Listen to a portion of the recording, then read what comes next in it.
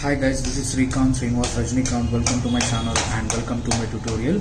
ఈ వీడియోలో నేను మనకి ఎప్పుడైనా డిజిటల్ మార్కెటింగ్ ఒక ప్రాజెక్ట్ వచ్చినప్పుడు క్లయింట్తోని ఎలా మాట్లాడాలి, ఓకే.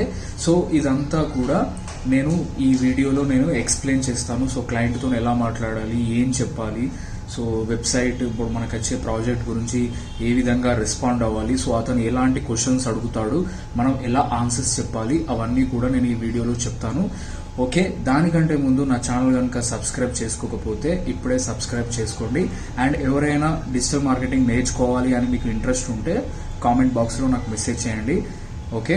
సో నేను మార్కెట్ వాల్యూ కంటే తక్కువ అమౌంట్ తోటి నేను డిజిటల్ మార్కెటింగ్ కోర్స్ అనేది చెప్తాను అండ్ మీకు జాబ్ వచ్చేంత వరకు సపోర్ట్ చేస్తాను. సో ఒకటైతే గ్యారంటీ, నా దగ్గర నేర్చుకుంటే ఖచ్చితంగా మీకు కాన్ఫిడెన్స్ వస్తుంది. మీరు ఎవరి హెల్ప్ లేకుండా మీరు డిజిటల్ మార్కెటింగ్ పైన జాబ్ అనేది తెచ్చుకోవచ్చు, ఓకే. ఎవరైతే నాన్ కోడింగ్ జాబ్ వద్దు, రైట్, సో అలా అనుకున్న వాళ్ళు, సో అమ్మాయిలు కావచ్చు అబ్బాయిలు కావచ్చు, సో కోడింగ్ వద్దు అని అనుకునే వాళ్ళు ఈ digital marketing is the best choice and jobs కూడా చాలా బాగున్నాయి, ఓకే. సో ఇవన్నీ కూడా మనం మాట్లాడదాం. So let's start the video. మీకు ఒక వెబ్సైట్ ఉందనుకోండి, ఓకే. మీకు ఒక వెబ్సైట్ ఉంది, ఆ వెబ్సైట్ పేరు abctechzone.com, ఓకే. ఈ వెబ్సైట్కి ఇప్పుడు ఈ వెబ్సైట్ మీరు డిజిటల్ మార్కెటింగ్ చెయ్యాలి అని అనుకుంటున్నారు, ఓకే. సో ఈ వెబ్సైట్ మీరు ఫస్ట్ ఆఫ్ ఆల్ మీరు ఏం చేస్తారు, డిజైనింగ్, డెవలపింగ్ మీరు ఒకరితోని చేపించేస్తారు, okay. So designing development part ఒక పర్సన్ అనేది చేసేసాడు, అతని పని అయిపోయింది, okay. Person 1 designing and development చేసేసాడు. ఇప్పుడు మీ వెబ్సైట్ 10 మందికి తెలియాలి, ఓకే. ఈ వెబ్సైట్లో మీకు ఒక బిజినెస్ ఉంది. ఇప్పుడు ఇది నా వెబ్సైట్. సో నా వెబ్సైట్లో ఏముంది, నేను ఆన్లైన్లో ట్రైనింగ్స్ చెప్తాను, క్లాసెస్ చెప్తాను, జాబ్ సపోర్ట్ అది ఇది ప్రొవైడ్ చేస్తాను. సో నేను ఇది ఒక 10 మందికి చెప్పాలనుకుంటున్నాను. సో నేను ఎలా చెప్పాలి, డిజిటల్ మార్కెటింగ్ ద్వారా నేను చెప్పాలి, okay. Not only me, every one is doing the same thing, okay. అందరూ ప్రతి ఒక్కరు కూడా చేసేది ఇదే, ఓకే. మీరు డిజైనింగ్ డెవలప్మెంట్ చేసి మీరు వెబ్సైట్ మీ దగ్గర పెట్టుకుంటే మీకు మార్కెటింగ్ లేకపోతే 10 మందికి తెలియనప్పుడు ఆ వెబ్సైట్ దేనికి యూజ్ ఉండదు. సో డిజిటల్ మార్కెటింగ్ ద్వారా మీరు తెచ్చుకోవచ్చు, ఓకే, ప్రమోట్ చేసుకోవచ్చు, రైట్. ఇప్పుడు ఈ డిజిటల్ మార్కెటింగ్లో ఫస్ట్ మనం ఏం చేస్తామని అంటే, first of all website check చేస్తాం, okay. First of all website అనేది చెక్ చేస్తాం abctechzone.com చెక్ చేయాలి. ఇప్పుడు నేను ఏం చేశాను, నా వెబ్సైట్కి డిజిటల్ మార్కెటింగ్ కావాలి అని చెప్పి ఒక డిజిటల్ మార్కెటింగ్ పర్సన్ని అడిగాను, అతని పేరు శ్రీనివాస్, ఓకే. సో అతను ఏం చేశాడు, ఫస్ట్ ఆఫ్ ఆల్ అతను నాతో ఏమన్నాడంటే, సార్ ఓకే సార్, మీ వెబ్సైట్ మీరు డిజిటల్ మార్కెటింగ్ అంటున్నారు, ఓకే నేను చేస్తాను. ఫస్ట్ ఆఫ్ ఆల్ మీ వెబ్సైట్ ఏ పొజిషన్లో ఉంది, ఏ కండిషన్లో ఉంది నాకు తెలియదు, సో నేను ఫస్ట్ తెలుసుకోవాలనుకుంటున్నాను. సో దానికోసం అని చెప్పి నేను ఫస్ట్ ఆడిట్ రిపోర్ట్ అనేది నేను చేస్తాను సార్ అని చెప్పేసి చెప్తాడు. ఆడిట్ రిపోర్ట్ అంటే ఏంటి అని చెప్పేసి అడిగినప్పుడు, సార్ ఆడిట్ రిపోర్ట్ అంటే ఏం లేదు సార్, మన డిజిటల్ మార్కెటింగ్లో ఆడిట్ రిపోర్ట్ అనేది ఒకటి కామన్. ఏంటి అని అంటే, ఎవరికైతే డిజిటల్ మార్కెటింగ్ చేయమని చెప్తారో సో ఫస్ట్ వాళ్ళు ఏం చేస్తారంటే ఆడిట్ రిపోర్ట్ అనేది క్రియేట్ చేస్తారు సార్. ఈ ఆడిట్ రిపోర్ట్లో మీ వెబ్సైట్ ఏ కండిషన్లో ఉంది, ఓకే. నేను చెప్పాను కదా, ఈ సెర్చ్ ఇంజన్లో మనది టాప్లో రావడానికి కొన్ని రూల్స్ అనేటివి ఫాలో కావాలి, SEO రూల్స్.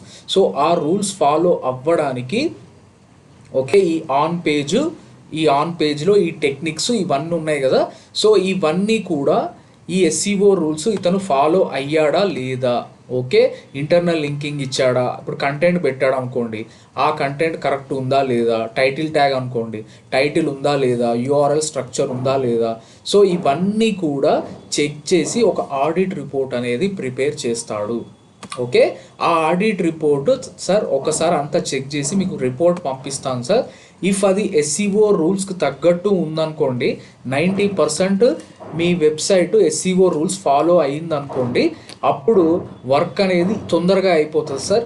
అంటే వితిన్ ఈ టైం పీరియడ్ లోపు అయిపోతుంది సార్. ఆన్ పేజ్ కూడా కరెక్ట్గానే ఉంది, ఎవ్రీథింగ్ కరెక్ట్గానే ఉంది, చిన్న చేంజెస్ ఉన్నాయి సార్, అవి 1-2 రోజుల్లో అయిపోతుంది, నెక్స్ట్ ఆఫ్ పేజ్ చెయ్యొచ్చు సార్ అని చెప్పి చెప్పాలి. ఆఫ్ పేజ్ ఏంటి, ఆన్ పేజ్ ఏంటి నాకు అర్థం కావట్లేదు అని అంటాడు. సో అవన్నీ కూడా మనం వాళ్ళకి చెప్పకూడదు. ఓకే, సో ఆన్ పేజ్ ఏంటి అని అంటే సార్ ఆన్ పేజ్ ఏం లేదు సార్, మీ వెబ్సైట్లో మీరు యూజ్ చేసే టైటిల్ కానీ, డిస్క్రిప్షన్ కానీ, కంటెంట్ కానీ, ఓకే, ఇమేజెస్ కానీ, ఓకే, ఇవన్నీ టెక్నిక్స్, ఈ టెక్నిక్స్ ఉన్నాయి కదా. ఓకే, మీరు యూజ్ చేసే కంటెంట్ కానీ, ఓకే, అండ్ మీరు యూజ్ చేసే కీవర్డ్స్ కానీ, టైటిల్ కానీ, కొన్ని రూల్స్ ఉంటాయి సార్. టైటిల్ 60 క్యారెక్టర్స్ లోపే ఉండాలి. Okay, what are those rules? Title 60 characters లోపే ఉండాలి. అండ్ యూఆర్ఎల్ స్ట్రక్చర్ కూడా అంతే, 20 క్యారెక్టర్స్ లోపు, 21 క్యారెక్టర్స్ లోపు ఎంతో సంథింగ్ ఎంతో ఉండాలి. ఓకే, డిస్క్రిప్షన్ 160 క్యారెక్టర్స్ లోపు ఉండాలి. ఓకే, కంటెంట్ డూప్లికేట్ కంటెంట్ ఉండకూడదు. ఓకే, కాపీ కంటెంట్ ఉండకూడదు, no copy. Heading tags H1 tag ఒకటే ఉండాలి. ఓకే, H1 ట్యాగ్ ఒకటే ఉండాలి. H2, H3, H4, H5, H6 అని హెడ్డింగ్ ట్యాగ్స్ ఉంటాయి. సో అది కూడా నేను చెప్తాను. సో ఇట్లా ఇమేజ్ ట్యాగ్ 100 KB కంటే ఎక్కువగా ఉండకూడదు. 100 to 200 KB కంటే ఎక్కువ సైజు ఉండకూడదు. ఆల్ట్ ట్యాగ్ కంపల్సరీ ఇవ్వాలి. ఓకే, కెనోనికల్ ట్యాగ్ ఇవ్వాలి. ఇంటర్నల్ లింకింగ్, ఎక్స్టర్నల్ లింకింగ్ ఇవ్వాలి. డూ ఫాలో, నో ఫాలో అని చెప్పేసి అవి కూడా ఉంటాయి, ఇవి కూడా ఇవ్వాలి. సో ఇట్లా ఈ కొన్ని రూల్స్ ఉంటాయి సార్. ఈ ఆన్ పేజ్కి తగ్గట్టు ఈ రూల్స్ అన్నీ, ఓకే, ఈ ఆన్ పేజ్ అంతా కరెక్ట్గా ఉంటే అప్పుడు మీరు ఆఫ్ పేజ్ చెయ్యాలి సార్ అని చెప్పి, ఆఫ్ పేజ్ చెయ్యాలి సార్ అని చెప్పి చెప్పాలి. ఆఫ్ పేజ్ ఏంటి అని అడుగుతాడు. అడిగినప్పుడు ఆఫ్ పేజ్ అంటే ఏం లేదు సార్, మనం వేరే వాళ్ళ వెబ్సైట్లోకి వెళ్ళి మనం ప్రమోషన్ చేస్తాం సార్ అంటే, వేరే వాళ్ళ వెబ్సైట్ అంటే ఏంటి అని అడుగుతాడు. అడిగినప్పుడు వేరే వాళ్ళ వెబ్సైట్ అంటే ఏం లేదు సార్, ఇప్పుడు ఫేస్బుక్ మనది కాదు, ట్విట్టర్ మనది కాదు, ఇన్స్టాగ్రామ్ మనది కాదు. సో మనం ఏం చేస్తున్నాం, ఈ సోషల్ మీడియా అకౌంట్స్ తోటి మనం వెళ్ళి ఫేస్బుక్లో పోస్ట్ పెడుతున్నాం. ఆ పోస్ట్లో మనం ఒక లింక్ ఇస్తున్నాం. ఓకే, ఆ లింక్ పెట్టేస్తున్నాం, రైట్, లింక్ పెట్టి సబ్మిట్ చేస్తున్నాం. ఎవరన్నా చూస్తారు, చూసి లింక్ పైన క్లిక్ చేస్తారు. అప్పుడు ఏమవుతుంది, మన వెబ్సైట్కి ఒక వ్యూ అనేది వచ్చింది. ఓకే, ఒక బ్యాక్ లింక్ అనేది వచ్చింది. ఓకే, సో బ్యాక్ లింక్స్ అని అంటారు. ఆఫ్ పేజ్ చేసేది దేనికోసం అంటే బ్యాక్ లింక్స్ కోసం. What you mean by back links? The incoming links are incoming links, whatever the incoming links coming to your website. Okay, incoming links whatever coming to your website, those are called backlinks. So మీరు ఫేస్బుక్లో ఒక link పెడతారు, మీ website post, so మీ website link ఇస్తారు ఫేస్బుక్లో, ఎవరన్నా click చేస్తారు, click చేయగానే వాడు మన వెబ్సైట్కి వస్తాడు. So that is called back link. Okay, so back links, what are back links? So back links ఎలా తెస్తావు అని అన్నప్పుడు, నేను ఆఫ్ పేజ్ సబ్మిషన్స్ చేస్తాను సార్, ఆఫ్ పేజ్ చేస్తే మనకు బ్యాక్ లింక్స్ వస్తాయి సార్, ఫేస్బుక్లో పోస్ట్ పెడతాను, లింక్డ్ఇన్లో పెడతాను, ఫేస్బుక్ గ్రూప్స్లో పెడతాను, సో నాకు బ్యాక్ లింక్స్ వస్తాయి సార్, అది అని చెప్పి చెప్పాలి.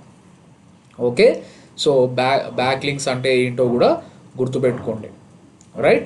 సో ఇట్లా మనం ఇదంతా చెప్పాలి. ఆడిట్ రిపోర్టు ఇట్లా audit report, for example on page మనకి తెలియదు, వాడు కరెక్ట్ కీవర్డ్స్ యూజ్ చేయలేదు, టైటిల్ ట్యాగ్, ఇప్పుడు నేను చెప్పిన ఈ ఆన్ పేజ్ టెక్నిక్స్ ఎవ్వి కూడా యూజ్ చేయలేదు అనుకోండి.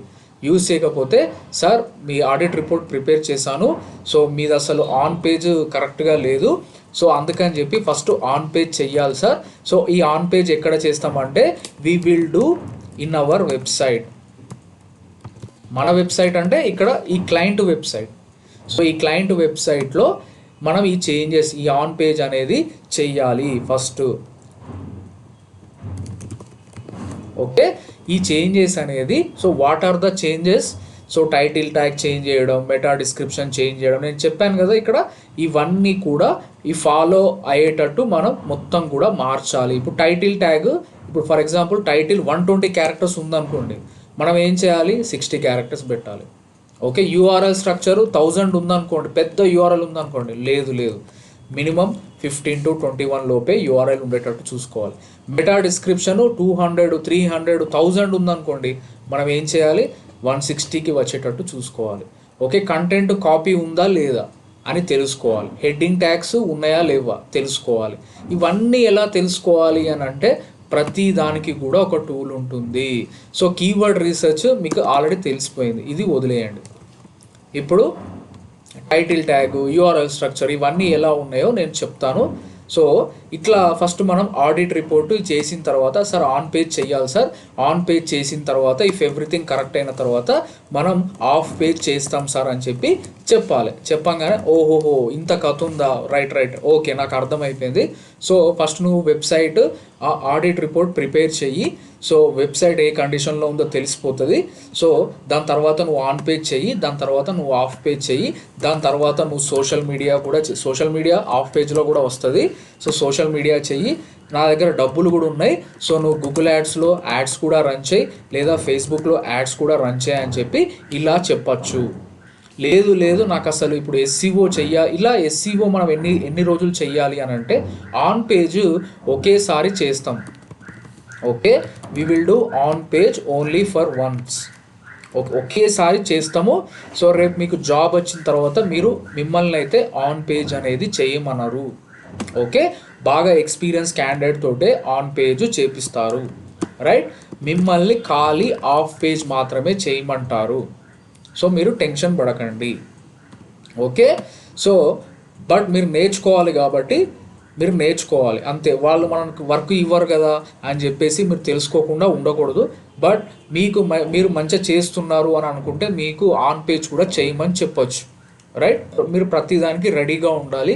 అండ్ మీకు ఏదైనా హెల్ప్ కావాలంటే చాట్ జీపీటీ ఉంది, వాళ్ళు ఏది అడిగినా మీరు చాట్ జీపీటీలో కొట్టేస్తే మీకు ఆన్సర్ అనేది వచ్చేస్తుంది.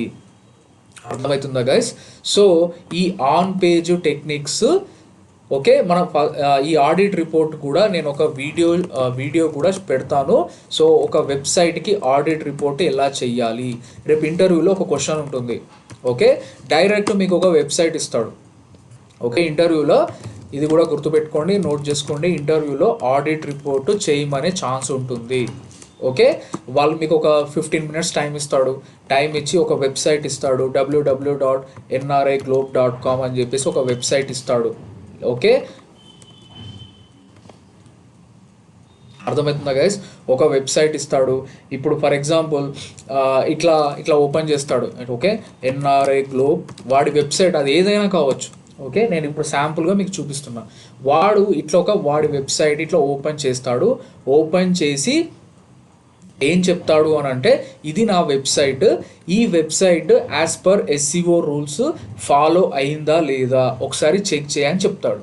ఓకే, సో ఒకసారి చెక్ చేయని చెప్పినప్పుడు మనం ఏమేమి చూడాలి, టైటిల్ ట్యాగ్ కరెక్ట్ ఉందా, హెడ్డింగ్ ట్యాగ్స్ ఉన్నాయా, యూఆర్ఎల్ స్ట్రక్చర్ ఉందా, ఇవన్నీ కూడా చెక్ చేయాలి.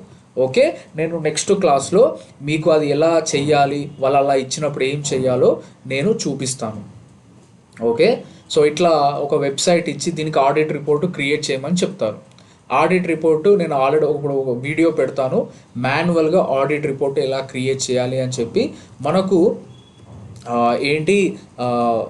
ఇంకోటి ఏమంటారు, మనం with the help of tool help తీసుకొని సీ గైస్, చూసారు కదా, ఇది క్లయింట్తోని మనం ఎట్లా మాట్లాడతాం ఒక ప్రాజెక్ట్ వచ్చినప్పుడు. I hope you like this video. Thanks for watching and don't forget to subscribe my channel.